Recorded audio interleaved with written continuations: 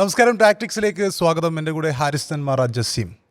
ഒരിക്കലും തോൽപ്പിക്കപ്പെടില്ലെന്ന് കരുതിയ പൊന്നാപുരം കോട്ടയായ പഞ്ചാബ് കഴിഞ്ഞ ദിവസം രാജസ്ഥാൻ്റെ മുമ്പിൽ കീഴടങ്ങുന്ന കാഴ്ചയാണ് നമ്മൾ കണ്ടത്. പഞ്ചാബിനെ തോൽപ്പിച്ചുകൊണ്ട് റിയാൻ പരാഗിൻ്റെ ടീം ഈ IPL മറ്റൊരു വലിയൊരു സ്റ്റേറ്റ്മെൻറ്റാണ് നടത്തിയിരിക്കുന്നത്. പഞ്ചാബിനെയും തോൽപ്പിക്കാം എന്ന സ്റ്റേറ്റ്മെൻറ്റ്.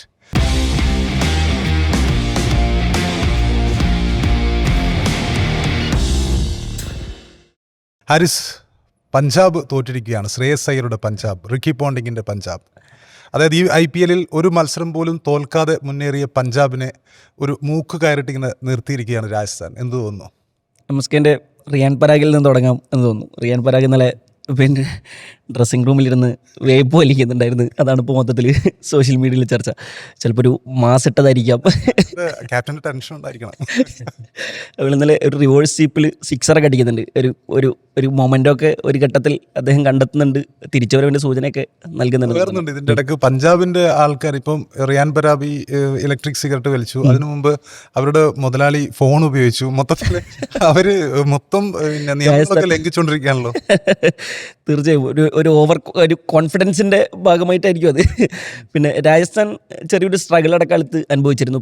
എന്ന് പറഞ്ഞാൽ അവരുടെ പിന്നെ ഫിനിഷർമാരടക്കം എന്ന് പറഞ്ഞാൽ അവരുടെ ടോപ്പ് ഓർഡർ പൊളിഞ്ഞു കഴിഞ്ഞാൽ അവരെന്ത് ചെയ്യും, രാജസ്ഥാൻ എന്ത് സ്ട്രഗിളാണ് അനുഭവിക്കാൻ പോകുന്നത്, അവർ സ്ട്രഗിൾ അനുഭവിക്കും എന്ന രീതിയിലുള്ള ചർച്ചകളൊക്കെ പൊതുവെ ക്രിക്കറ്റ് സർക്കിളുകളിൽ നടന്നുകൊണ്ടിരിക്കുന്നുണ്ടായിരുന്നു. പക്ഷേ ഇന്നലത്തെ മത്സരത്തിൽ ഡൊണോവൻ ഫെററയും ശുഭൻ ദൂബയും ചേർന്നിട്ട് അവസാനം ഈ അർഷദീപ് സിംഗിനെയൊക്കെ അടിച്ചിട്ട് കളി ജയിപ്പിച്ചിടത്ത് അവർക്ക് ഒരു വലിയ സൊല്യൂഷൻ കിട്ടിയിരിക്കുന്നു എന്നതിൻ്റെ വലിയൊരു ഉദാഹരണം. ഒരു ഘട്ടത്തിൽ ഈ മത്സരം കൈവിട്ട് പോകുമോ എന്ന് നമ്മൾ കരുതിയിരുന്നു. കാരണം എന്ന് വെച്ചാൽ പഞ്ചാബ് ഇതുപോലെ തന്നെയായിരുന്നു. ഡെത്ത് ഓവറുകളിലാണ് അവർ നന്നായി അടിച്ചത്. പ്രത്യേകിച്ച് ആ മാർക്കസ് സ്റ്റോയിനിസ് ഒക്കെ. ശ്രേയസ് അയ്യർ പോയതിന് ശേഷം അവരൊരു 200-ലേക്ക് അങ്ങനെ കടക്കുമോ, 200-ന് അപ്പുറത്തേക്ക് പോകുമോ എന്ന സംശയമൊക്കെ ഉണ്ടായിരുന്നിടത്താണ് ബ്രിജേഷ് ശർമ്മ അതുവരെ നന്നായി പിടിച്ചെറിഞ്ഞുകൊണ്ടിരുന്ന ബ്രിജേഷ് ശർമ്മയെ അവസാനത്തെ ഓവറിൽ, ബ്രിജേഷ് ശർമ്മ അതിന് മുമ്പ് വരെ പിന്നെ 3 ഓവറിൽ 18 റൺസാണ് ആകെ വഴങ്ങിയിരുന്നത്. അവസാനത്തെ ഓവറാണ് അദ്ദേഹം 2 സിക്സും 3 4ഒക്കെ കൊടുക്കുന്നത്. കളിയാകെ പഞ്ചാബിൻ്റെ കയ്യിലേക്ക് വരുന്നത്. At the same time Punjab നന്നായി തന്നെയാണ് തുടങ്ങിയത്. പ്രിയാൻചാര്യ പിന്നെ നന്നായി അടിച്ചു തുടങ്ങുന്നു. അതേപോലെ തന്നെ പ്രഭ്സിമ്രാൻ സിംഗും കൂപ്പർ കൊണോലിയും ചേർന്ന് നല്ലൊരു കൂട്ടുകെട്ടുണ്ടാക്കുന്നു. ശ്രേയസ് അയ്യർക്ക് മികച്ച സ്ട്രൈക്ക് റേറ്റിൽ കളിക്കാൻ കഴിഞ്ഞില്ലെങ്കിലും ശ്രേയസ് അയ്യർ പോയതിന് ശേഷം വന്ന മാർക്കസ് സ്റ്റോയിനിസ് അവർക്ക് വേണ്ടിയിട്ട് നന്നായി പെർഫോം ചെയ്യുന്നു. സെയിം ടൈം രാജസ്ഥാൻ റോയൽസിലേക്ക് വരുന്ന സമയത്ത് വൈഭവ് വീണ്ടും ഇപ്പോൾ അർഷദീപ് സിംഗിനെ കുറിച്ചാണ് ഇപ്പോൾ മൊത്തത്തിൽ നമുക്ക് ചർച്ച ചെയ്യേണ്ടി വരിക എന്ന് തോന്നുന്നു. ഇപ്പോൾ നമ്മൾ ഇന്നലെയൊക്കെ RCBയെ കുറിച്ച് പറയുന്ന സമയത്ത് RCB മികച്ച ഫോമിൽ കളിച്ചുകൊണ്ടിരിക്കുന്ന സമയത്ത് അവരുടെ ബോളിംഗ് ഡിപ്പാർട്ട്മെൻറ്റ് പിന്നെ മികച്ച രീതിയിൽ ഈ ടൂർണമെൻറ്റിൽ പെർഫോം ചെയ്തുകൊണ്ടിരിക്കുന്നുണ്ട്. പ്രത്യേകിച്ച് പവർ പ്ലേയിലൊക്കെ അവരുണ്ടാക്കുന്ന ഇമ്പാക്റ്റുകളാണ് കളിയുടെ ഗതിയെപ്പോലും നിർണ്ണയിക്കാറുള്ളത്. അറ്റ് ദ സെയിം ടൈം പഞ്ചാബും ടോപ്പ് സ്പോട്ടിൽ നിൽക്കുന്ന ടീമുകളിലൊന്നാണ്, ആദ്യ സ്ഥാനങ്ങളിൽ നിൽക്കുന്ന ടീമുകളിലൊന്നാണ്. പക്ഷേ അവരെ സംബന്ധിച്ച് അവരുടെ ബോളിംഗ് ഇപ്പോഴും ഒരു ക്രൈസാണ്. പ്രത്യേകിച്ച് പിന്നെ ഇന്ത്യൻ ടീമിലൊക്കെ മികച്ച രീതിയിൽ പന്തെറിഞ്ഞുകൊണ്ടിരിക്കുന്ന അർഷദീപ് സിംഗ് നന്നായി തള്ളി. ഇപ്പം ഇന്നലത്തെ മത്സരത്തിൽ വൈഭവ് സൂര്യവംശി ആദ്യത്തെ 2 ബോളുകൾ അർഷദീപ് സിംഗിൻ്റെ ഡോട്ട് ബോൾ ആക്കിയതിന് ശേഷമുള്ള പിന്നെയുള്ള 3 ബോളുകൾ അതിർത്തി കടത്തുകയാണ്. പിന്നെ ലോക്കി ഫെർഗൂസനാണ് വരുന്നത്. ഈ ലോക്കി ഫെർഗൂസൻ വൈഭവ് സൂര്യവംശി പിന്നെ അതേപോലെ തന്നെ വൈഭവ് സൂര്യ ആദ്യത്തെ 2 പന്തുകൾ നോക്കി കളിക്കുന്നു. പിന്നെ ലോക്കി ഫെർഗൂസനെയും ഇതുപോലെ അടിക്കുന്നു. 2 സിക്സർ അടിക്കുന്നത്. അദ്ദേഹം ഒരു ഫ്ലിക്ക് ഷോട്ട് ഉണ്ടായിരുന്നു. അത് പിന്നെ അദ്ദേഹം പിന്നെ പേസ് കുറച്ച് ഒരു നക്കിൾ ബോൾ എറിയാൻ ശ്രമിച്ചു വൈഭവിനെതിരെ. അതും അദ്ദേഹം എടുത്തിട്ട് അലക്കെന്താണ് കണ്ടത്. ആ സമയത്ത് രാജസ്ഥാൻ റോയൽസ് സോഷ്യൽ മീഡിയയിൽ പിന്നെ പങ്കുവച്ചിരുന്നു, നിങ്ങൾ ബോളറെ അല്ല നോക്കുന്നത്, ബോളിനെയാണ് നോക്കുന്നത്, അതിൻ്റെ ഏറ്റവും വലിയ ദൃഷ്ടാന്തമാണ് ഈ കണ്ടുകൊണ്ടിരിക്കുന്നത് എന്ന് പറഞ്ഞിട്ട് ഒരു അനദർ 50-ലേക്ക് പോകുന്നതിൻ്റെ സൂചനകൾ നൽകി. പക്ഷേ ഒരു മികച്ച സ്റ്റാർട്ട് നൽകിയതിന് ശേഷമാണ് വൈഭവ് സൂര്യവംശി പോകുന്നത്. അദ്ദേഹം ഇപ്പോൾ ഓറഞ്ച് ക്യാപ്പ് ഹോൾഡറാണ്. ആരാണ് എന്ന് ആലോചിക്കണം. 15 വയസ്സുള്ളൊരു ഒരു പയ്യൻ. നമ്മൾ കഴിഞ്ഞ മത്സരത്തിലൊക്കെ ശേഷം MSK പറയുന്നു അദ്ദേഹം മനുഷ്യനാണോ എന്ന് സംശയമാണ്. അന്ന് കമൻറ്റ് ബോക്സിൽ കുറേ പേര് പറയുന്നു അത്രയൊന്നും ഓവറാക്കേണ്ട ആവശ്യമില്ല എന്ന്. മനുഷ്യനാണോ അല്ലയോ എന്നുള്ള സംശയമൊന്നും എനിക്കില്ല, മനുഷ്യൻ തന്നെയാണ്. പക്ഷേ എങ്ങനെയാണ് അദ്ദേഹത്തിന് ഇത് കഴിയുന്നത് ഈ പ്രായത്തിൽ ഇങ്ങനെ മെച്ചുവേർഡായി വീണ്ടും ആവർത്തിച്ച് പറയുന്നു, ഞാൻ ബോളറയല്ല നോക്കുന്നത്. വലിയ നല്ല പിന്നെ അനുഭവ സമ്പത്തുള്ള ബോളർമാർ മുമ്പിൽ വരുന്ന സമയത്ത് പോലും ബോളിനെങ്ങനെ ഹിറ്റ് ചെയ്യണം, ബോളിനെങ്ങനെ കണക്ട് ചെയ്യണം, പേസ് വേരിയേഷൻസ് വരുന്ന സമയത്ത് പോലും അതിൽ പതറിപ്പോകാത്ത. അപ്പോൾ ഇന്നലത്തെ മത്സരത്തിൽ 2 ടീമുകളും പിന്നെ പ്രയോഗിച്ചിരുന്ന ഒരു തന്ത്രമായിരുന്നു പേസ് വേരിയേഷൻസ്. ഇപ്പോൾ ബ്രിജേഷ് ശർമ്മ 3 ഓവറിൽ 18 റൺസാണ് വിട്ട് നൽകിയതെന്ന് പറഞ്ഞല്ലോ. അദ്ദേഹത്തിൻ്റെ മൊത്തം 4 ഓവറിൽ 7 പിന്നെ സ്ലോവർ ബോളുകളാണ് ഇരുന്നിട്ടുള്ളത്. അതേസമയം പഞ്ചാബ് ഇതേ പരീക്ഷണം നടത്തിയപ്പോൾ അവർ എറിഞ്ഞ 27 സ്ലോവർ ബോളുകളിൽ ഒറ്റ വിക്കറ്റ് പോലുമില്ല. എന്നാൽ ഈ സ്ലോവർ ബോളുകളിലാണ് രാജസ്ഥാൻ ഏറ്റവും അധികം അടിച്ചിട്ടുള്ളത്. 27 ബോളിൽ 60 റൺസിലധികം രാജസ്ഥാൻ അടിക്കുന്നുണ്ടെന്നുള്ളതാണ്. സോ വൈഭവ് സൂര്യവംശി അടക്കമുള്ള ആളുകൾക്ക് പേസ് വേരിയേഷൻസ്, പ്രത്യേകിച്ച് ഇപ്പോൾ നമ്മൾ ലോകകപ്പ് കളിക്കുന്ന സമയത്ത് സഞ്ജുവിന് പേസ് വേരിയേഷൻസിനോട് പ്രതികരിക്കാൻ കഴിയുന്നില്ല. പേസ് വേരിയേഷൻസ് വരുന്ന സമയത്ത് അദ്ദേഹം പെട്ടെന്ന് വീണ് പോകുന്നു എന്നൊക്കെ നമ്മൾ അന്ന് പിന്നെ വിമർശനങ്ങൾ ഇങ്ങനെ പറഞ്ഞിരുന്നു. പിന്നെ സഞ്ജു അതിന് റിക്കവർ ചെയ്ത് വരുന്നത് നമ്മൾ കണ്ടു. പക്ഷേ ബോളിൻ്റെ വേരിയേഷൻസിൽ വൈഭവ് സൂര്യവംശി അങ്ങനെ വീഴ്ത്താൻ കഴിയില്ല എന്നൊക്കെ മൊത്തത്തിൽ തിരിച്ചറിഞ്ഞൊരു ദിവസമായിരിക്കണമെന്ന്. പക്ഷേ വൈഭവ് സൂര്യവംശി വീണ് പോകുന്നു. അവിടെ ജുറയിലും ജയ്സ്വാളും ചേർന്നൊരു മികച്ച പാർട്ട്ണർഷിപ്പ് ഉണ്ടാക്കുന്നു. അവിടെ മിഡിൽ ഓവറുകളിൽ പഞ്ചാബ് നടത്തിയൊരു ഒരു പ്രധാനപ്പെട്ട ടാക്ടിക്കൽ മൂവ്, അവർ സ്പിന്നർമാരെ കൊണ്ടുവരുന്നു. പിന്നെ ചഹൽ വരുന്നു. ചഹൽ അത്ര മികച്ച രീതിയിൽ ഈ ടൂർണമെൻറ്റിൽ പന്തെറിഞ്ഞിട്ടുണ്ടോ എന്നുള്ള കാര്യം സംശയമാണ്. അദ്ദേഹത്തെക്കുറിച്ച് വലിയ ചർച്ചകളൊന്നും ഇക്കാലം മാത്രം നമ്മൾ കണ്ടിട്ടില്ല. പഞ്ചാബിൻ്റെ ബാറ്റിംഗ് ഡിപ്പാർട്ട്മെൻറ്റിനെ കുറിച്ചാണ് നമ്മൾ ഇത്രയും കാലം ചർച്ച ചെയ്തുകൊണ്ടിരുന്നത്. പക്ഷേ ഇന്നലത്തെ മത്സരത്തിൽ ജുറൈലിനെയും വീഴ്ത്തുന്നതും ജുറൈലിനെ വീഴ്ത്തുന്നത് ചഹലാണ്, അതുപോലെ തന്നെ ജയ്സ്വാളിനെ വീഴ്ത്തുന്നത് ചഹലാണ്. അപ്പോൾ സ്വാഭാവികമായിട്ട് അവരുടെ ടോപ്പ് ഓർഡർ പൊളിഞ്ഞെടുക്കുകയാണ്. അപ്പോൾ അതിനുശേഷം വരുന്ന ബാറ്റർമാർ എങ്ങനെ ഡെലിവർ ചെയ്യും എന്ന സംശയമായിരുന്നു. അവിടെയാണ് അതെ, പരാഗും ട്രാക്കിലായി നിൽക്കുന്ന ഒരു സമയമായിരുന്നു. പരാഗ് ഒരു റിവേഴ്സ് സ്വീപ്പിൽ ഒരു സിക്സറൊക്കെ അടിക്കുന്നുണ്ട്. അതൊക്കെ പഞ്ചാബ് അന്ന് ഗാലറി മൊത്തം നിശബ്ദമായി കിടക്കുന്ന ഒരു മൊമെൻ്റാണ്. ഞാൻ അമ്പയർ ഇങ്ങനെ സിക്സർ ഇത് കാണിക്കുന്നുണ്ട്, ഇൻഡിക്കേഷൻ കാണിക്കുന്നുണ്ട്, ഗാലറി നിശബ്ദമായിരിക്കുന്നു. പരാഗ് പിന്നൊരു വേറെ ഏതോ ഒരു മോഡിലേക്ക് മാറുന്നതിൻ്റെ സൂചന നൽകുന്നു. പക്ഷേ പരാഗും വീണ് പോകുന്നു. അവിടെയാണ് ശുഭൻ ദുബെ കറക്റ്റ് ഇമ്പാക്ട് പ്ലെയർ എങ്ങനെയാണ് ഒരു ടീമിൻ്റെ പിന്നെ ഫലത്തിൽ ഇമ്പാക്റ്റ് ആകുന്നത് എന്നുള്ളതിൻ്റെ ഏറ്റവും വലിയ തെളിവായിരുന്നു അദ്ദേഹം. അതേപോലെ തന്നെ ഡൊണോവൻ ഫെററിയും ഡെത്ത് ഓവറുകളിൽ ഹർഷദീപ് സിംഗ് അടക്കമുള്ള ബോളർമാരെ തല്ലിപ്പതം വരുന്നതാണ് കണ്ടത്. ഒരു 5 ഓവറിൽ 58 റൺസ് വേണമെന്നിരിക്കെ പോലും പിന്നെ ഡൊണോവൻ ഫെററിയുടെ ആ നിശ്ചയദാർഢ്യം, ശുഭൻ ദുബെയുടെ നിശ്ചയദാർഢ്യം. സോ അപ്പുറത്തേക്ക് വരുന്ന സമയത്ത് രാജസ്ഥാൻ ബോളർമാർക്ക് നന്നായി തല്ലുവാങ്ങിയ ഒരു ദിവസമായിരുന്നു ഇന്നലെ എന്നുള്ള റിയാലിറ്റിയാണ്. പ്രത്യേകിച്ച് നാന്ദ്രെ ബർഗറൊക്കെ ആ പവർ പ്ലേയിൽ 65 റൺസ് അവർക്ക് വഴങ്ങിയതിൽ 45 റൺസും വഴങ്ങിയത് ബർഗറായിരുന്നു. ഒരുപാട് തല്ലുവാങ്ങിയിട്ടുണ്ട്. 2 ടീമിലെയും ബോളർമാർ നന്നായി തല്ലുവാങ്ങിയ ഒരു ദിവസമായിരുന്നെങ്കിൽ പോലും രാജസ്ഥാൻ അവരുടെ ആഫ്റ്റർ ടോപ്പ് ഓർഡറിന് ശേഷമുള്ള അവരുടെ ബാറ്റിംഗ് ക്രൈസിസ് അത് പിന്നെ പരിഹരിച്ചൊന്ന് പറയാൻ കഴിയില്ലെങ്കിൽ പോലും അവർക്കിനി പ്രതീക്ഷയുണ്ട്. പ്രത്യേകിച്ച് ഹെറ്റ്മെയറൊക്കെ ഫോം ഔട്ടായി നിൽക്കുന്ന സമയത്ത് ഡൊണോവൻ ഫെറേറ കഴിഞ്ഞ 2 മത്സരങ്ങളിലും നന്നായി ഫോം ആയിട്ടുണ്ട്. ശുഭൻ ദുബെയെ ഇനി അവർക്ക് പ്രതീക്ഷയോടുകൂടി ഇമ്പാക്ട് പ്ലെയർ റോളിലോ അല്ലെങ്കിൽ 11-ൽ തന്നെ ഉൾപ്പെടുത്താം എന്ന രീതിയിലൊക്കെ രാജസ്ഥാൻ ഒരു തിരിച്ചുവരവിൻ്റെ സൂചന നൽകുന്നു. അവരിപ്പോഴും ടോപ്പ് 4-ലുണ്ട് എന്നതാണ്. ജസീം, ഈ മത്സരത്തെ എങ്ങനെ കാണുന്നു? ഇതിപ്പോൾ ഹാരിസൊക്കെ പറഞ്ഞതിൻ്റെ അതിൻ്റെ ഒരു തുടർച്ചയായിട്ട് തന്നെ നമുക്ക് പറയാവുന്നതാണ്. ഇപ്പോൾ ബൗളർമാരെ സംബന്ധിച്ചിടത്തോളം ഇന്നലെ ഹർഷദീപ് സിംഗിൻ്റെ അദ്ദേഹം ഇന്നലെ വഴങ്ങിയത് ഒരു 68 റൺസ് എങ്ങാണ്ടാണ്. അപ്പോൾ അതൊക്കെ ആ ടീമിനുണ്ടാക്കുന്ന ഒരു വലിയ ആഘാതം ഉണ്ടാവും. പ്രത്യേകിച്ച് അവർക്ക് ഇനിയുള്ള മുന്നോട്ടുള്ള മത്സരങ്ങളിൽ അതായത് ടേബിളിൽ ടോപ്പായിട്ടുള്ള ഒരു ടീം അവരുടെ ബാറ്റിംഗ് ഡിപ്പാർട്ട്മെൻറ്റും മറ്റുമൊക്കെ വളരെ പെർഫെക്റ്റ് ആയിട്ട് പോകുന്ന ഒരു സമയത്ത്, പ്രത്യേകിച്ച് ഹർഷദീപ് സിംഗിനെ പോലെയുള്ള ഒരു താരം ഇന്നലെ 68 റൺസൊക്കെ വഴങ്ങിക്കൊണ്ട് ബൗളർ ചെയ്യുക എന്ന് പറയുന്നത് വലിയ ബുദ്ധിമുട്ടുണ്ടാക്കുന്ന ഒരു കാര്യം തന്നെയായിരിക്കും അവരെ സംബന്ധിച്ചിടത്തോളം. അതുപോലെ തന്നെ ഇന്നലെ ലോക്കി ഫെർഗൂസനും 57 റൺസ് വഴങ്ങുന്ന ഒരു സാഹചര്യം ഉണ്ടായി. പക്ഷേ ആ ടീമിൽ ഇന്നലെ റൺസ് വഴങ്ങാതെ, അതായത് കൂടുതൽ വഴങ്ങാതെ ഇന്നലെ ബൗളറിഞ്ഞ ഒരു താരമുണ്ട്, ഹർപ്രീത് ബ്രാർ. അദ്ദേഹം ഇന്നലെ വെറും 25 റൺസാണ് അദ്ദേഹം വഴങ്ങുന്നത്. 4 ഓവർ എറിഞ്ഞ് അദ്ദേഹം 25 റൺസ് വഴങ്ങി എന്നുള്ളത് മാത്രമാണ്. അദ്ദേഹം ഇന്നലെ വിക്കറ്റ് എടുത്തില്ല എന്നുള്ളത് കൊണ്ട് മാത്രം ശരിക്ക് ഒരു പേര് വന്നില്ല എന്നുള്ളതാണ്. പക്ഷേ അദ്ദേഹത്തിൻ്റെ ബൗളിംഗാണ് ഇന്നലെ എടുത്തു പറയേണ്ട മറ്റൊരു കാര്യം. ആ ഒരു ഇന്നിങ്സിനെ പിടിച്ചു നിർത്തിയത്, വലിയൊരു സ്കോറിലേക്ക് കൊണ്ടുപോകാതെ അദ്ദേഹം പിടിച്ചു നിർത്താൻ അദ്ദേഹത്തിന് കഴിഞ്ഞു എന്നുള്ളൊരു കാര്യം കൂടിയാണ്.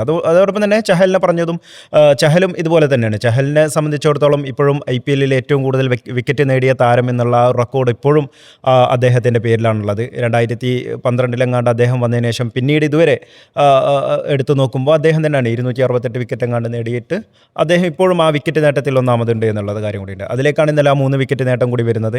അപ്പോൾ അദ്ദേഹത്തിൻ്റെ പ്രകടനം ഒരുപക്ഷെ നമ്മൾ കഴിഞ്ഞ മത്സരങ്ങളിലൊന്നും അത്യാവശ്യം വലിയ പ്രകടനങ്ങൾ അദ്ദേഹത്തിൻ്റെ കണ്ടില്ലെങ്കിലും ഇന്നലത്തെ ഒരു മത്സരത്തിലോടുകൂടി അദ്ദേഹം ഒരു തിരിച്ചുവരവ് നടത്തുന്നുണ്ടോ എന്നുള്ള കാര്യം കൂടി ഉണ്ട് എന്നുള്ളതാണ്. അതോടൊപ്പം തന്നെ പിന്നെ നമുക്ക് മറ്റൊരു കാര്യം പറയേണ്ടത്, ഈ RCB, പഞ്ചാബ്, അതുപോലെ തന്നെ രാജസ്ഥാൻ എന്നീ 3 ടീമുകൾ ഒരു ടേബിളിൽ ടോപ്പായിട്ട് നിൽക്കുന്നു. ആര് വന്നാലും ഒരു തോൽപ്പിക്കാവുന്ന ഒരു ഘട്ടത്തിലുള്ള നല്ല ടീം. അതായത് ഇപ്പോൾ ഇന്നലെ രാജസ്ഥാൻ വിജയിക്കുമ്പോൾ തന്നെ നമുക്ക് മനസ്സിലാക്കേണ്ട ഒരു കാര്യം, രാജസ്ഥാൻ പഞ്ചാബിനെ അടിച്ചിടുമ്പോൾ ഇന്നലെയും നമ്മൾ ചർച്ചയ്ക്കിരിക്കുമ്പോൾ പറയുന്നതാണ്, പഞ്ചാബിനെ ആരടിച്ചിടും എന്നുള്ള നമ്മുടെ ചോദ്യത്തിന് ഞങ്ങളുണ്ട് എന്ന് പറഞ്ഞ് രാജസ്ഥാൻ എത്തുന്ന ഒരു സാഹചര്യമുണ്ട്. ഒരു IPL സംബന്ധിച്ചിടത്തോളം, ഈ ഒരു IPL സംബന്ധിച്ചിടത്തോളം അസാധ്യമാണെന്ന് കരുതിയിരുന്ന ഒരു സംഗതി കൂടിയായിരുന്നു ഈ പഞ്ചാബിനെ തോൽപ്പിക്കുക എന്നുള്ളത്. പക്ഷേ അതും അവിടെ സംഭവിച്ചിരിക്കുന്നു. പഞ്ചാബ് ആ ഒരു കാര്യത്തിൽ ഇന്നലെ രാജസ്ഥാനോട് കളിച്ചപ്പോൾ തീർച്ചയായിട്ടും പഞ്ചാബ് പഞ്ചാബ് ഒന്ന് പതറി എന്നുള്ള ഒരു രീതിയിലേക്ക് പോകുന്ന ഒരു സാഹചര്യം കൂടെ ഉണ്ടായി.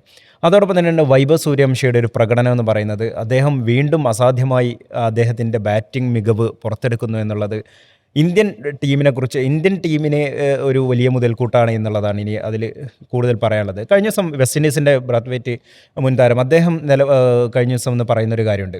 ഈ വൈഭവ് സൂര്യവംശിയെ ഒരിക്കലും പെട്ടെന്ന് നിങ്ങൾ ടീമിലേക്ക് കൊണ്ടുവരരുത്, ഇന്ത്യൻ ടീമിലേക്ക്. അദ്ദേഹത്തിന് ആ സീനിയർ താരങ്ങളോടൊക്കെ കളിച്ചുകൊണ്ട് അദ്ദേഹം ഒന്ന് ആ ഒരു ടീമിനോട് ഇണങ്ങി വരട്ടെ എന്നുള്ളൊരു കാര്യം പറയേണ്ടത്. അത് ഇവരെ ഇങ്ങനെ പറയാനുള്ള മുൻ ഇതിഹാസ താരങ്ങളൊക്കെ അദ്ദേഹത്തെക്കുറിച്ച് പറയണമെന്നുണ്ടെങ്കിൽ അദ്ദേഹം നടത്തുന്ന പ്രകടനം വിലയിരുത്തി അത് ഒരു ഇന്ത്യൻ ടീമിനെ സംബന്ധിച്ചിടത്തോളം എന്തൊക്കെ ചെയ്യാൻ കഴിയുമെന്ന് മനസ്സിലാക്കിക്കൊണ്ട് തന്നെയാണ് മുൻ ക്രിക്കറ്റ് താരങ്ങൾ ഉൾപ്പെടെ അദ്ദേഹത്തെ പുകഴ്ത്തി പറയുന്നത് എന്നുള്ള കാര്യം കൂടി നമ്മൾ ശ്രദ്ധിക്കേണ്ടതുണ്ട്.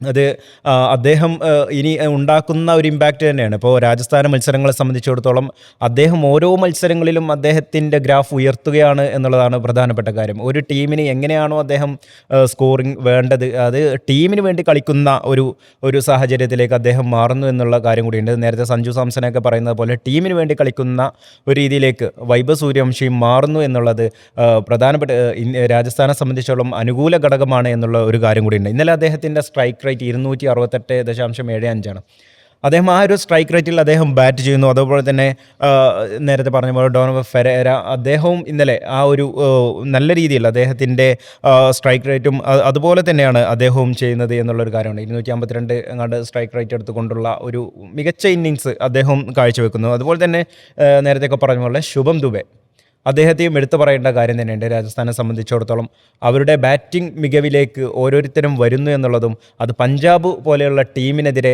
അവർ കളിക്കുമ്പോൾ അത് അവർക്ക് തീർച്ചയായിട്ടും അവരെ സംബന്ധിച്ചിടത്തോളം അടുത്ത മത്സരങ്ങളിലേക്ക് വരുമ്പോൾ ഇനിയുള്ള മത്സരങ്ങൾ എന്ന് പറയുന്നത് പ്രധാനപ്പെട്ടത് ഇനിയിപ്പോൾ 1ാം സ്ഥാനത്തേക്ക് എത്താനുള്ള ഒരു മത്സരം, ടേബിളിൽ ആര് ടോപ്പാകും എന്നുള്ളത് തന്നെയായിരിക്കും പ്രധാനപ്പെട്ട കാര്യം. നേരത്തെ പറഞ്ഞ പോലെ തന്നെയാണ് RCBയും പഞ്ചാബും രാജസ്ഥാനും ആ ഒരു നേട്ടത്തിലേക്ക് വരുന്നു എന്നുള്ളത് കൂടി പ്രധാനപ്പെട്ട ഈ കാര്യത്തിൽ മനസ്സിലാക്കാനുള്ളത്. എന്തായാലും രാജസ്ഥാന മത്സരം നമ്മൾ ഇന്ന് മനസ്സിലാകുന്നത് പ്രത്യേകിച്ച് പഞ്ചാബിനെ കടിച്ചിടാൻ പറ്റുന്ന ഒരു ടീം ആയി മാറി എന്നുള്ളത് ഈ IPL സംബന്ധിച്ചിടത്തോളം അവർക്ക് മുന്നോട്ടുള്ള യാത്ര വളരെ നിർണായകമാണ്. അതൊരു സുഖകരമായിട്ടുള്ള യാത്രയ്ക്ക് അതൊരു കാരണമാവുകയും ചെയ്യും എന്നുള്ള കാര്യം കൂടിയുണ്ട്.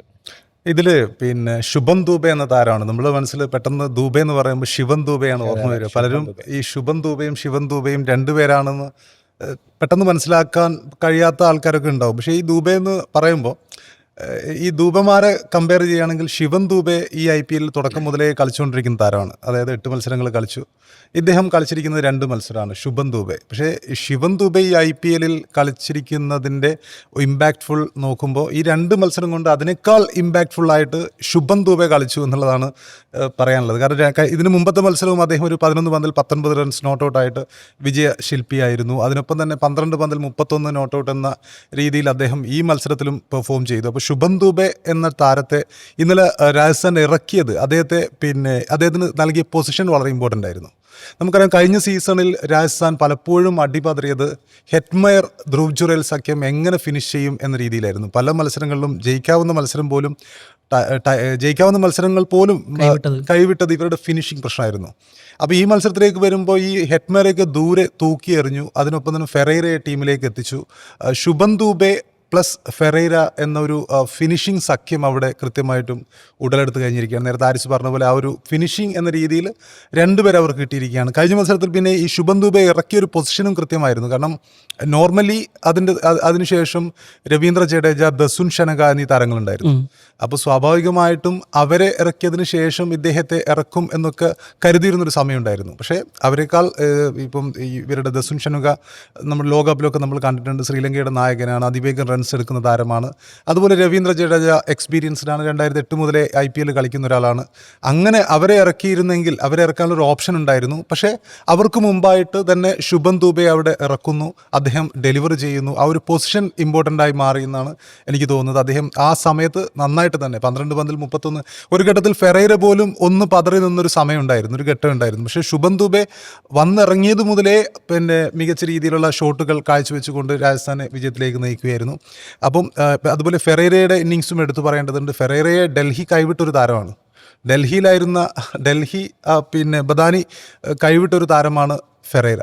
അദ്ദേഹം രാജസ്ഥാന് വേണ്ടി മികച്ച രീതിയിൽ പെർഫോം ചെയ്യുന്നു. അതുപോലെ ചെന്നൈ സൂപ്പർ കിങ്സ് പിന്നെ ശുഭം ദൂബയെ ടീമിലെടുക്കണം എന്ന രീതിയിൽ ലേലത്തിൽ മുന്നോട്ട് വന്നിരുന്നു. പക്ഷേ അവർ അവസാനം അത് ഡ്രോപ്പ് ചെയ്തു. പക്ഷേ ആ രണ്ടുപേര്, ഡൽഹി കൈവിട്ട ഫെറേര രാജസ്ഥാനിൽ തിളങ്ങുന്നു. അതുപോലെ ചെന്നൈ അവസാന നിമിഷം വരെ പിന്നെ ലേലത്തിൽ ഉണ്ടായിരുന്നു. ചെന്നൈ ഫെറേരയെയും നോക്കാൻ വേണ്ടി ശ്രമിച്ചിരുന്നു. പക്ഷേ ഫെറേരയ്ക്ക് പകരം അവരിൽ അവസാനം മാത്യു ഷോട്ടിലെത്തി നിൽക്കുകയായിരുന്നു.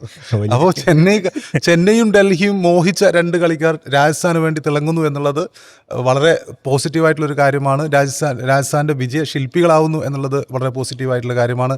അർഷദീപിൻ്റെ കാര്യം പറയുകയാണെങ്കിൽ 8 മത്സരങ്ങളിൽ അദ്ദേഹം ഏതാണ്ട് 12 എന്ന പിന്നെ എന്താ പറയുക ആവറേജിലാണ്, എക്കണോമിയാണ് അദ്ദേഹത്തിൻ്റെത്. 12 എക്കണോമി എന്ന് പറയുമ്പോൾ ഒന്ന് ആലോചിച്ച് നോക്കൂ. ഈ സമയത്ത് പോലും ഭുവനേശ്വർ കുമാർ 7-ടുത്തുള്ള എക്കണോമിയിലാണ് എറിയുന്നത്, സീനിയർ പേസർ. ജസ്പ്രീത് ബുംറയുടെ ആവറേജ് അതായത് ഇന്ത്യൻ ടീമിൽ നമ്മൾ കണ്ടുകൊണ്ടിരുന്ന ആൾക്കാരൊക്കെയും മികച്ച രീതിയിൽ മികച്ച ഷമി ആദ്യ മത്സരങ്ങളിലൊക്കെ നമ്മൾ കണ്ടിട്ടുണ്ട്. വെറ്ററൻ താരമാണ് അദ്ദേഹം. എത്ര പിന്നെ റൺസ് പിശുക്കിയാണ് നൽകുന്നത് നമ്മൾ കണ്ടിട്ടുണ്ട്. പക്ഷേ അർഷദീപിലേക്ക് വരുമ്പോൾ ആ സമയത്താണ് അർഷദീപ് കഴിഞ്ഞ ഒരു 1.5 മാസം മുമ്പ് ലോകകപ്പിൽ ഇന്ത്യയുടെ പ്രധാന ബോളറായിരുന്ന അർഷദീപ് ഈ IPL പതറുന്നു എന്നുള്ളത് പിന്നെ വളരെ ദയനീയമായ കാഴ്ചയാണ്. അതിനൊപ്പം തന്നെ ഈ 8 മത്സരങ്ങളിൽ അദ്ദേഹം വാങ്ങിയത് 16 വൈഡാണ്. അതായത് ഒരു മത്സരത്തിൽ അദ്ദേഹം 2 വൈഡ് വെച്ച് എറിയുന്നുണ്ടെന്നാണ് അതിൻ്റെ അർത്ഥം. ചില മത്സരങ്ങൾ. അപ്പം ഒരാൾ ഇതിൻ്റെ മുമ്പത്തെ ഏറ്റവും വലിയ പ്രശ്നം എന്നുള്ളത് ഇദ്ദേഹം നോ ബോളുകളും വൈഡുകളും എറിയുന്നതിൽ, എക്സ്ട്രാസ് കൊടുക്കുന്നതിൽ വലിയ രീതിയിൽ വിമർശനം നേരിട്ടൊരു താരമാണ് അർഷദീപ്. ഒരു മത്സരത്തിൽ തന്നെ കഴിഞ്ഞ വർഷങ്ങളിൽ ഒന്നിൽ 8 നോ ബോളുകൾ ഒരു മത്സരത്തിൽ മാത്രം അദ്ദേഹം എഴുന്നിട്ടുണ്ട്.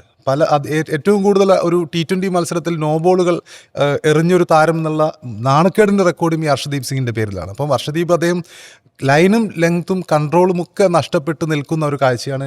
ഇന്ത്യയിലെ ഏറ്റവും മികച്ച അവൈലബിൾ ആയിട്ടുള്ള ലെഫ്റ്റ് ഹാൻഡ് പേസറാണ്. പക്ഷേ അതേ പേസിൽ തന്നെ ഇത്രയും നോ ബോളുകളും ഇത്രയും വൈഡുകളും ഇത്രയും എക്സ്ട്രാകളൊക്കെ വാങ്ങുന്നു എന്ന് പറയുമ്പോൾ ഇന്ത്യയെ സംബന്ധിച്ചിടത്തോളം അതൊരു കൺസേൺ തന്നെയാണ്. ഈ ലെഫ്റ്റ് ഹാൻഡ് പേസേഴ്സ് ശരിക്കും നമുക്ക് അങ്ങനെ പെട്ടെന്ന് അവൈലബിൾ ആയ ആളുകളോ അങ്ങനെ അപൂർവമായിട്ട് നമുക്ക് കിട്ടുന്ന സംഗതിയാണ്. അവിടെയാണ് മോഹ്സിൻ ഖാനൊക്കെ ചർച്ചയാവുന്നതാണ്. മോഹ്സിൻ ഖാൻ ഇതുപോലെ തന്നെയാണ്. ഇപ്പോൾ കഴിഞ്ഞ മത്സരത്തിലൊക്കെ സഞ്ജയ് ബംഗാർ പറയുന്നുണ്ട് മോഹ്സിൻ ഖാനെ കുറിച്ച് കീൻലി സെലക്ടർമാർ വാച്ച് ചെയ്തുകൊണ്ടിരിക്കുകയായിരിക്കും അദ്ദേഹത്തിൻ്റെ പ്രകടനങ്ങൾ. പ്രത്യേകിച്ച് നല്ല എക്കോണമിയിലും ലൈനിലും ലെങ്ത്തിലും ഒക്കെ പന്തെറിഞ്ഞുകൊണ്ടിരിക്കുന്ന, പേസ് വേരിയേഷൻസിൽ പന്തെറിഞ്ഞുകൊണ്ടിരിക്കുന്ന ഒരു മനുഷ്യനാണ്. ഫിറ്റ്നസ്സാണ് അദ്ദേഹത്തിൻ്റെ കാര്യത്തിൽ ഏറ്റവും വലിയ കൺസേൺ. അതങ്ങോട്ട് മാറ്റി നിർത്തി കഴിഞ്ഞാൽ ഉറപ്പായിട്ടും പരിഗണിക്കേണ്ട ഒരാളാണ് എന്നാണ് ഞാൻ അങ്ങനെ പറഞ്ഞ് മാൻഡ്രേക്ക് ആക്കുന്നില്ല. മോഹ്സിൻ ഖാൻ തീർച്ചയായും പരിഗണിക്കപ്പെടേണ്ട താരമാണ്. കാരണം 5 വിക്കറ്റ് നേടി. അത് മാത്രമല്ല സൂര്യവംശിയെ പോലെ ഒരാളെ വെച്ചിട്ട് വിക്കറ്റ് മെയ്ഡിന് ഓവർ എറിഞ്ഞു എന്ന് പറയുമ്പോൾ ഈ സീസണിൽ 3 വിക്കറ്റ് മെയ്ഡിന് എറിഞ്ഞു. 3 വിക്കറ്റ് മെയ്ഡിന് ഒരു സീസണിൽ തന്നെ അങ്ങനെ എറിയുന്നത് വലിയൊരു സംഭവമാണ്. അർഷദീപ് അതെ, പ്രത്യേകിച്ച് IPL. മാത്രമല്ല അർഷദീപ് മാത്രമല്ല അദ്ദേഹം കൂടുതൽ റീലുകളും സ്നാപ്ചാറ്റും മറ്റൊക്കെ ചെയ്യുന്നതിൻ്റെ സമയത്ത് കുറച്ച് ക്രിക്കറ്റിലും കൂടി ശ്രദ്ധ പതിപ്പിക്കേണ്ടത് അത്യാവശ്യമാണ് എന്നുള്ളതാണ് ഈ ഒരു ഘട്ടത്തിൽ എനിക്ക് പറയാനുള്ളത്. പിന്നെയുള്ളത് പഞ്ചാബിനെ സംബന്ധിച്ചിടത്തോളം പഞ്ചാബ് ഇന്നലെ പ്രിയാൻ ഷാരിയും അതുപോലെ സ്റ്റോയിൻസ് ഒഴിച്ച് ബാക്കി ബാറ്റർമാരൊക്കെയും ഒരു പ്രഭ്സിമ്രാനും കളിച്ചു. പ്രഭ്സിമ്രാൻ പക്ഷേ ഒരുപാട് സ്ട്രഗിൾ ചെയ്തു. അദ്ദേഹം ഒരു സമയത്ത് അദ്ദേഹം ഞാൻ ഔട്ടായിക്കോട്ടെ എന്ന ലൈനിലൊക്കെ മനസ്സും അടുത്തടിക്കുന്ന ഒരു സിറ്റുവേഷൻ ഉണ്ടായിരുന്നു. അദ്ദേഹം 44 പന്തിലാണ്. ഒരു ഘട്ടത്തിൽ അദ്ദേഹവും പതറിയൊരു ഘട്ടം ഉണ്ടായിരുന്നു ശരിക്കുള്ളൊരു പ്രകടനം എന്നുള്ള രീതി. പക്ഷേ ഇന്നലത്തെ ഇന്നിങ്സ് എന്ന് പറയുമ്പോൾ ഭയങ്കര എന്താ പറയുക, അദ്ദേഹത്തിൽ നിന്ന് പ്രതീക്ഷിക്കുന്ന തരത്തിലുള്ള ഇന്നിങ്സ് ആയിരുന്നില്ല. അദ്ദേഹം ഈ ശ്രേയസ് അയ്യരും അതേപോലെ തന്നെ പ്രതീക്ഷിക്കുന്ന തരത്തിലുള്ള ഇന്നിങ്സ് ആയിരുന്നില്ല. ശരിക്കും സ്റ്റോയിൻസിന്റെ പ്രകടനം എടുത്ത് പറയേണ്ടതാണ്. കാരണം സ്റ്റോയിൻസ് നമുക്കറിയാം ഒരു ഘട്ടത്തിൽ അദ്ദേഹം ഓസ്ട്രേലിയയിൽ നിന്നൊക്കെ വിരമിക്കൽ പ്രഖ്യാപിച്ചുകൊണ്ട് ഇതിലേക്ക് IPL-ലേക്ക് മാത്രം ശ്രദ്ധ എന്ന രീതിയിൽ നിൽക്കുന്ന ഒരു താരമാണ്. മറ്റു മത്സരങ്ങളിൽ നിന്നൊക്കെ വിരമിക്കൽ പ്രഖ്യാപിച്ചൊരു താരമാണ് സ്റ്റോയിൻസ്.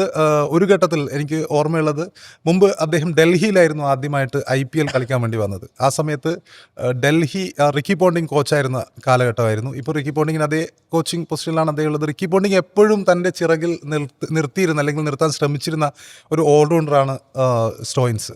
റിക്കി പോണ്ടിങ്ങിന് ശരിക്കും ഒരു ആൻഡ്രൂ സൈമൺസിനെയൊക്കെ കൊണ്ടുവന്നതുപോലെയായിരുന്നു അന്ന് ഡൽഹിക്ക് വേണ്ടി ഇദ്ദേഹം കളിക്കാൻ വേണ്ടി വന്നൊരു സമയത്ത്. കാരണം സൈമൺസിനെ നമുക്കറിയാം ഒരു 3D പ്ലെയറാണ്.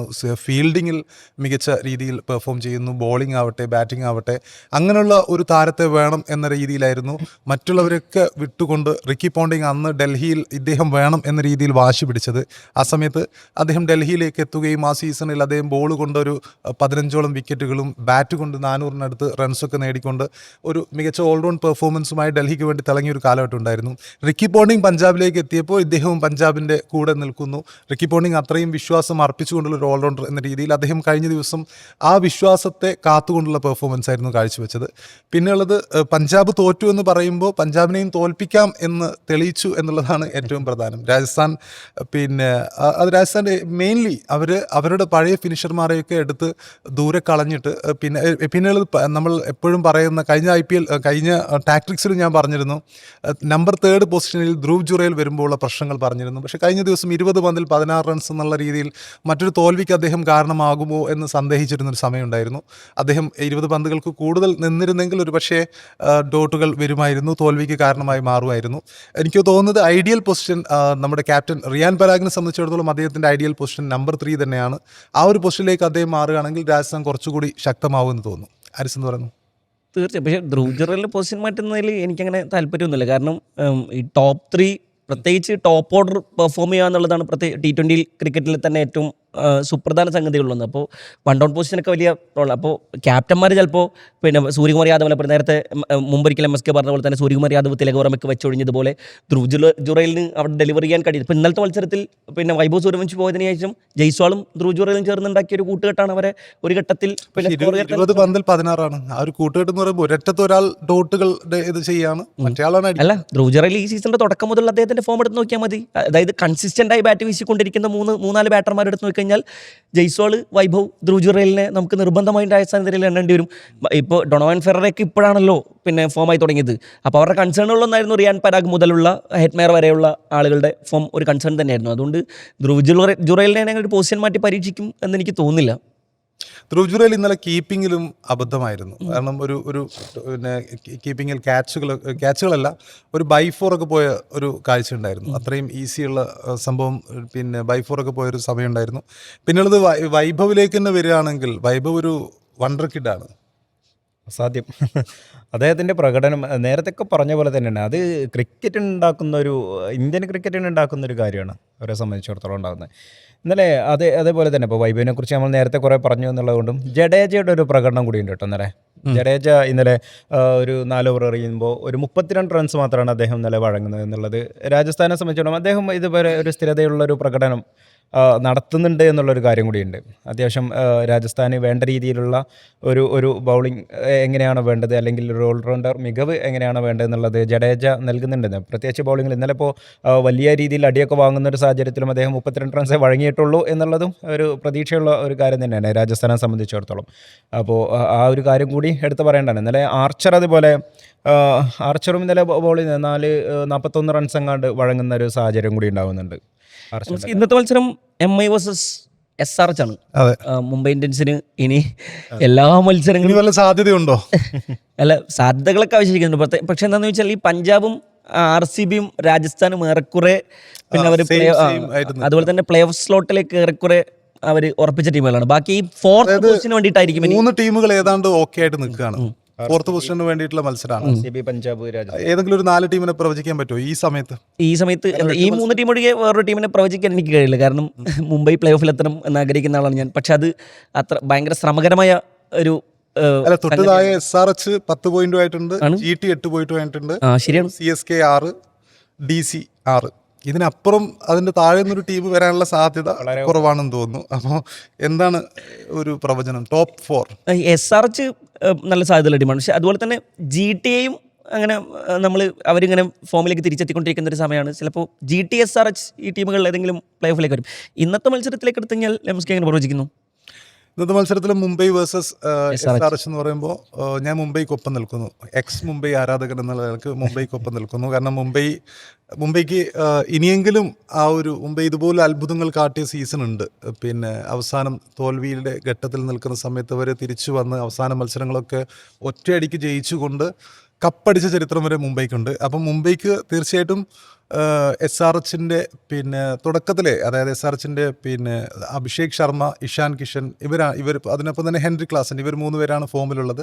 അപ്പം മുംബൈ ബോളിംഗ് നിരക്ക് അവരെ ഇപ്പം ബുംറയെ എങ്ങനെ ഉപയോഗിക്കുന്നു എന്ന തരത്തിലായിരിക്കും ഇവരുടെ വിക്കറ്റുകൾ. അപ്പോൾ ഇവരുടെ വിക്കറ്റുകൾ തുടക്കത്തിൽ എടുക്കാൻ കഴിയുകയാണെങ്കിൽ മുംബൈ ബാറ്റർമാർ പിന്നെ സ്ട്രോങ് ആണ്. മുംബൈ ബാറ്റർമാർക്ക് പിന്നെ ഇവരുടെ ബോളർമാരെ കീഴ്പ്പെടുത്താനുള്ള സാധ്യത. മുംബൈ ബാറ്റർമാർ അങ്ങനെ സ്ട്രോങ് ആണെന്ന് നമുക്ക് പറയാൻ കഴിയുമോ? ഈ സീസണിൽ ഇതുവരെ അങ്ങനെ സ്ഥിരതയാർന്ന പ്രകടനം കാഴ്ചവെച്ച ഒരു തിലക് വർമ്മയുടെ സെഞ്ചുറി നമ്മളിങ്ങനെ മാറ്റി നിർത്തി കഴിഞ്ഞാൽ, ടി കുക്കിന്റെ സെഞ്ചുറി മാറ്റി നിർത്തി കഴിഞ്ഞാൽ, ബട്ട് ഇവര് പല രീതിയിൽ പല മത്സരങ്ങളിൽ പരാജയപ്പെട്ടവരാണ് ഇവർ. ഈ 2 സെഞ്ചുറി ഇപ്പോൾ കിരൺ ഡിക്കോ കഴിഞ്ഞ മത്സരങ്ങളിൽ പരാജയമായിരുന്നു. CSKക്കെതിരായ മത്സരങ്ങളിലൊക്കെ മൊത്തത്തിൽ രോഹിത് ശർമ്മ തിരിച്ചു വരാനുള്ള സാധ്യതയുണ്ട്. ആണ്. രോഹിത് ശർമ്മ അതുപോലെ തന്നെ ഇവരുടെ ഫസ്റ്റ് ഇപ്പോൾ 2 ഓപ്പണർമാരും ഡെലിവർ ചെയ്ത ഒരു മത്സരത്തിലാണ് മുംബൈ ഫസ്റ്റ് മത്സരം ജയിക്കുന്നത്. ബാക്കി ഒരു മത്സരത്തിലും 2 ഓപ്പണർമാരും ഡെലിവർ ചെയ്യുന്നത് നമ്മൾ കണ്ടിട്ടില്ല. പിന്നെ രോഹിത് ശർമ്മ പുറത്തിരിക്കുന്നതാണ് കണ്ടത്.